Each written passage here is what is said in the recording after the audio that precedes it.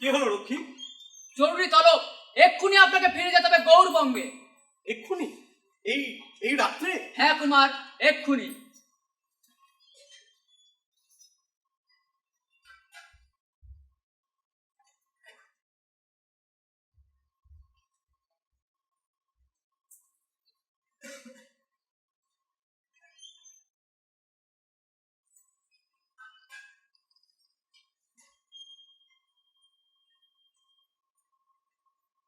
কলিঙ্গা, কেন চলে যাও না?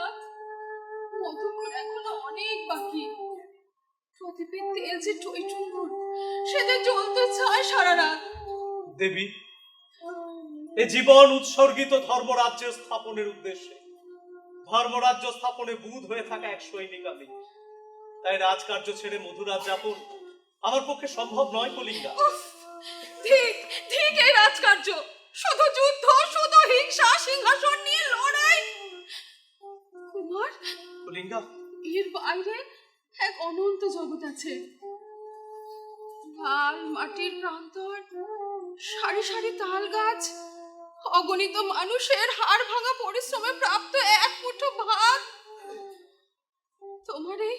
তোমার এই রাজকার্য থেকে এই চিত্র যে অনেক বেশি সুন্দর কুমার। আমি জানি কলিঙ্গা, এই মাটির কামার, কুমোর, জেলে, জোলা, চাষা, এই মানুষদের আমি বড় ভালোবাসি কুমার। তাই এদের সুখের সংসার গড়ে না দিয়ে আবার নিজের সুখের সংসার গড়ি কি করে? না কুমার, কলিঙ্গা, না কুমার, আমাকে যেতে দাও। আজকের দিনে আমাকে ছেড়ে যেও না কুমার। আমাকে যেতেই হবে না কলিঙ্গা। কুমার, আমাকে আটকেও না।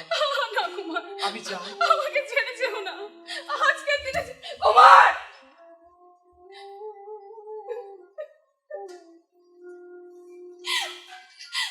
দিনগুলি তোমার কর্মের তালে কাটবে আপন ছন্দে, কিন্তু কিন্তু আমার কি হয়? পূবের সূর্য যে পশ্চিমে ঢলতে চায় না। যদি বা আধার নামে, সে তো তার করাল রূপ দিয়ে গ্রাস করবে আমার বিরহ যন্ত্রণাকে। আমি কি করে কাটাই আমার শূন্য মন্দিরে? রাজকুমারী, রাজকুমারী, রাজকুমারী, রাজকুমারী, তোমার জন্য ফুল এনেছি, মালা গাঁথবে না? হায় রে বিধাতা, প্রিয় বিরহের যন্ত্রণাকে দ্বিগুণ করতে তুই এলি রে পোড়ামুখী। তোকে বোঝাই, তোর ওই ফুলে আছে বিষময় কণ্ঠ, যার তীক্ষ্ণতায় ক্ষত বিক্ষত আমার হৃদয়। কত বুঝি না বাপু, আমি জানি রাজকুমার ছুটবে ঘোড়ায়, তাকে ঘরে বন্দি রাখার সাধ্য কার? সে গোটা বিশ্বে ছড়িয়ে পড়তে চায়। আর আমি? তুমি রইবে তার অপেক্ষায়। কিন্তু এই মালা কে পরবে মালিনী? মালা পরার জন্য মালা গাঁথবে কেন কুমারী? মালা গাঁথার জন্যই মালা গাঁথবে, সেই গাঁথাতেই তোমার শখ, বুঝলে?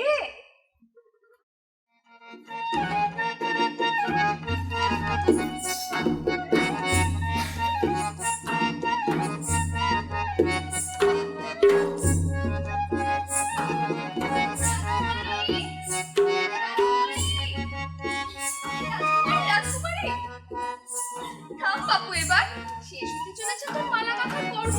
অপেক্ষার দিন শেষ। সে আসছে। কে আসছে সই? কে আবার? দিনের পর দিন যার জন্য তুই মালা গেঁথে চলেছিস। রসিকতা করিস না, বল না সই, কে আসছে? ওরে ময়নাগড়ের রাজকুমার, সারা বঙ্গদেশের নয়নের মণি, তোর গোপন প্রিয় লাউসেন আসছে। সত্যি? আমার লাউসেন আসছে? হ্যাঁ রে সই, সারা শিমুল্লাবাসী আজ রাজপথে এসে দাঁড়িয়েছে তাকে একটিবার দেখার জন্য। সই আমি যে ধৈর্য ধরে রাখতে পারছি না। অনন্ত সাগরের তীর থেকেও যেমন করে তটরেখা দেখলে তরঙ্গমালা তার উপর ঝাঁপিয়ে পড়তে চায়, আমি যে সেরকম চঞ্চল হয়ে পড়ছি সই। বল সই বল, কেন তার শিমুল্লায় আগমন? লোক মুখে যা শুনলাম, হ্যাঁ সে আসছে। বল সই বল, সে আসছে। বল না, সে আসছে হরিপাল রাজকন্যার পানিগ্রাহী রূপে।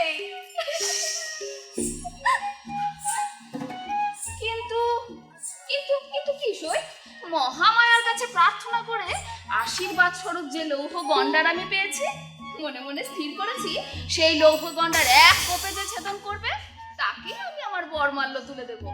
এখনো পর্যন্ত তো অনেক রাজা রাজকুমার সে কাজে বিরত থেকেছে, তাই তাই মনে বড় সংশয় সই, আমার মানুষ কুমার লাউসেন তা পারবে তো?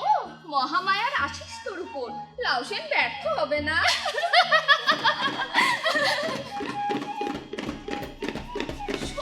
সই ও কিসের শব্দ? সাগর উচ্ছ্বাসের মতো যেন রাজপ্রাসাদে আছড়ে পড়তে চাইছে। দেখ সই দেখ, তারা আমি দেখে আসি, তারা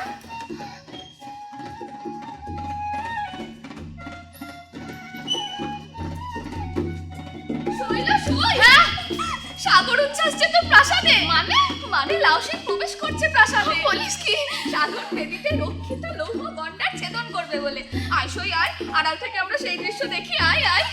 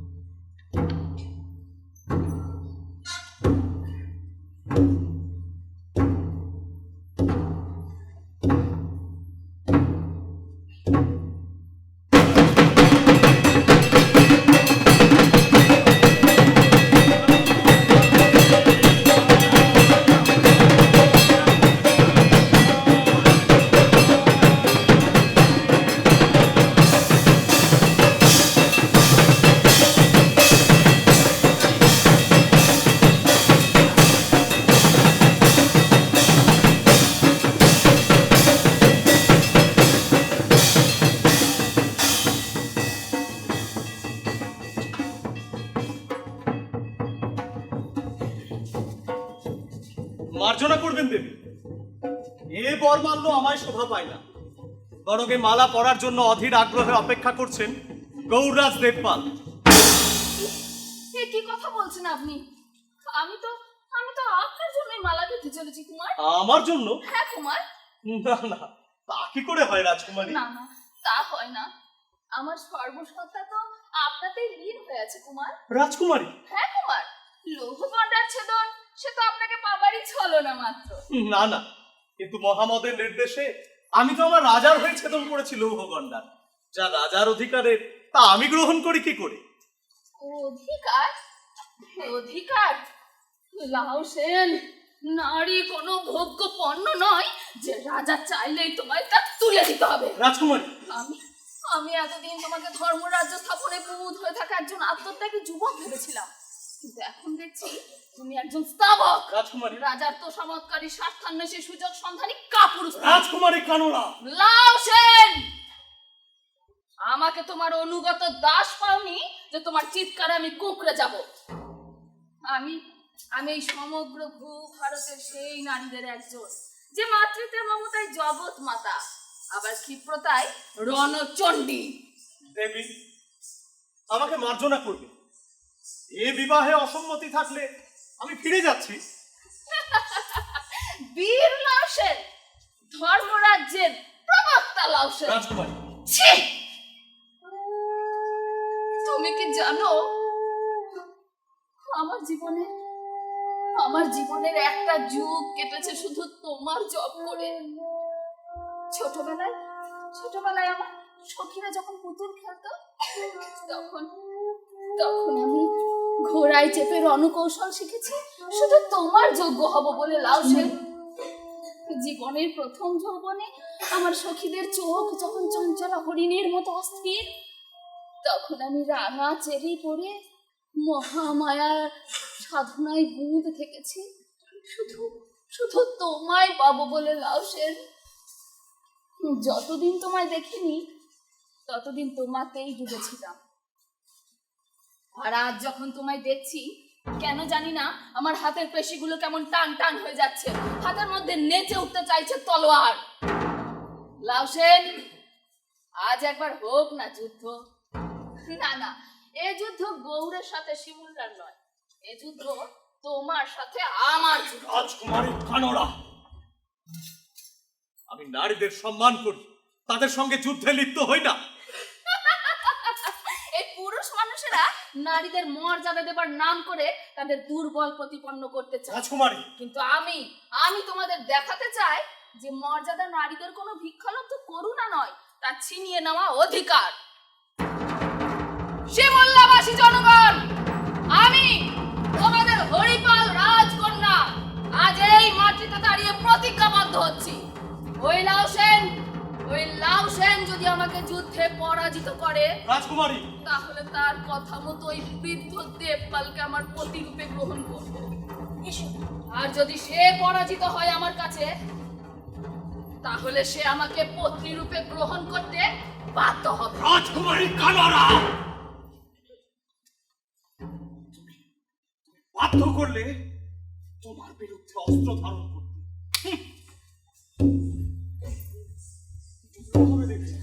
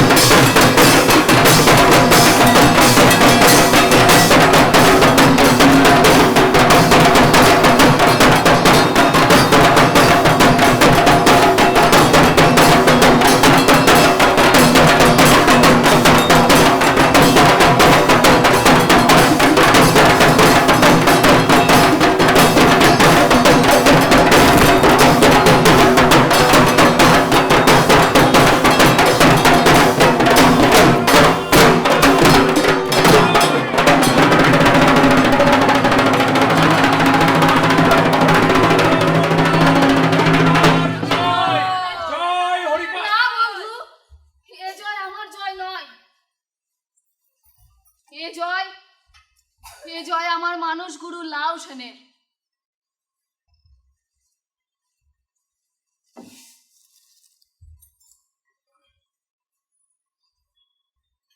তিনি আমার কাছে পরাজিত হয়ে জয় করেছেন এই বঙ্গলালনার চিরন্তনী মর্যাদাকে। তাই বলো, জয় লাউসেনের জয়, জয় লাউসেনের জয়, জয় ধর্মরাজ্যের জয়, জয় ধর্মরাজ্যের জয়, জয় লাউসেনের জয়, জয় লাউসেনের জয়, জয় ধর্মরাজ্যের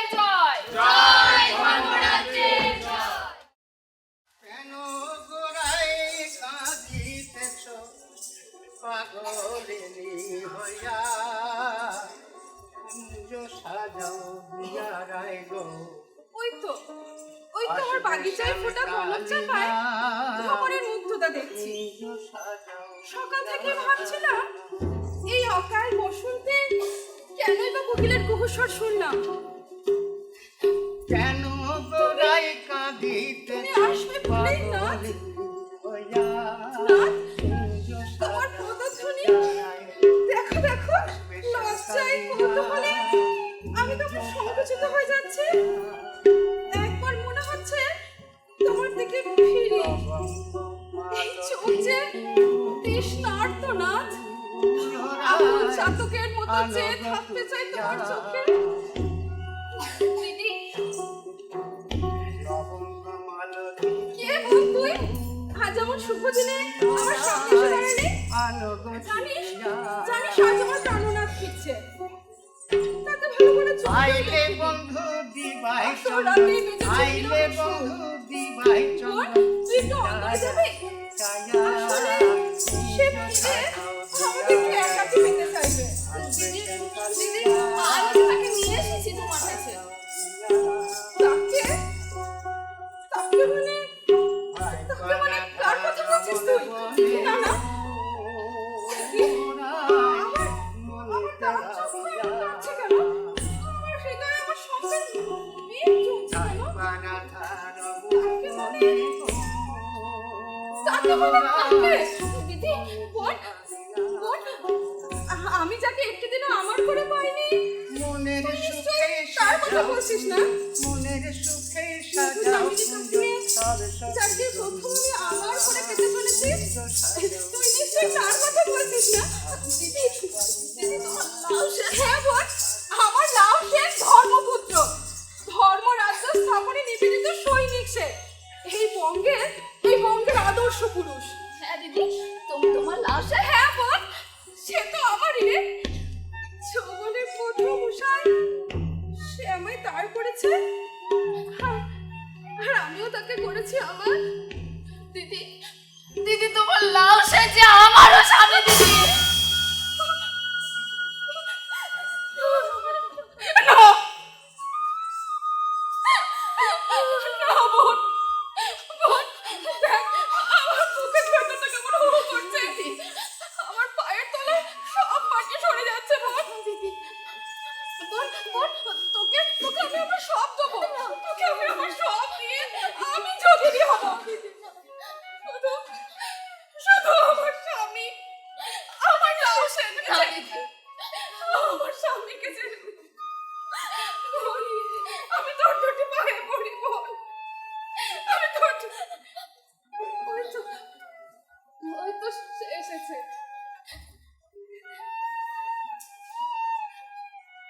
ওগো, কলিঙ্গা, এখনো আপনি থেকে তুমি তো হতে পারিনি। কলিঙ্গা, এখনো শরীরের একটা একটা অলংকার খুলে শিহরিত হওয়ার সুযোগ পাইনি। কলিঙ্গা, আর আজ এমন শুভ দিনে দেখো না না, ও কি বলছো তুমি? দেখো ও তোমার ছোট বোন কলিঙ্গা। বেশ তো আমার বোন, কিন্তু কিন্তু তোমার কে? আমার নীরব কেন? বলো না ও তোমার কে? বলো আমার বলো। আমার ধর্মপত্নী।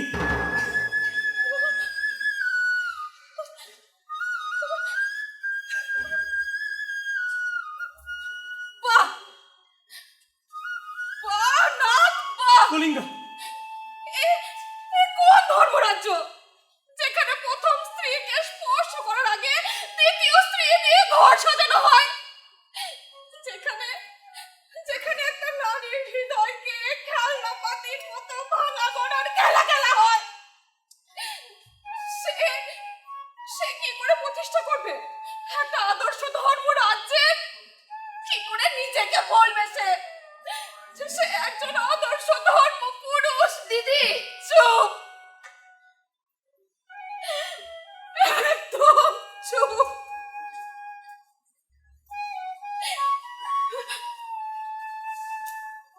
কেন জানি থেকে আমাকে বড় টানে। লাল মাটির প্রান্তর, সারি সারি তাল গাছ, ছোট্ট ছোট্ট একটা নিকানো ঘর। তোদের তোদের এই সুখের সংসারে আমি আর অলক্ষী হয়ে থাকবো না রে, আমি চলে যাব। না দিদি, এই ঘর সংসার রাজপ্রাসাদ লাউসে সবকিছুতেই তো তোমার আগে অধিকার। আমার যদি মেনে নিতে না পারো দিদি, তুমি থাকো, আমি বরং চলে যাই। না রে বোন, তুই কেন দেখো, যাবি? আমি বিশ্বাস করি এই পৃথিবীতে যা কিছু হচ্ছে তা বাবা ধর্মরাজের আশীর্বাদে, কোনো অভিসন্ধিতে নয় কলিঙ্গা। আর তার ইচ্ছাতেই কানরা আমার ধর্মপত্নী।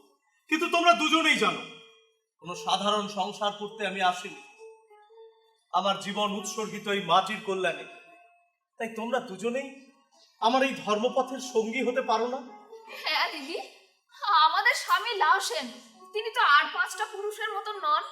তার আজীবনের স্বপ্ন ধর্মরাজ্য স্থাপন। তাই চলো না, তুমি আমি আমরা দুজন মিলেই তার এই কাজকে পূর্ণতা দিই। এসো এসো কলিঙ্গা।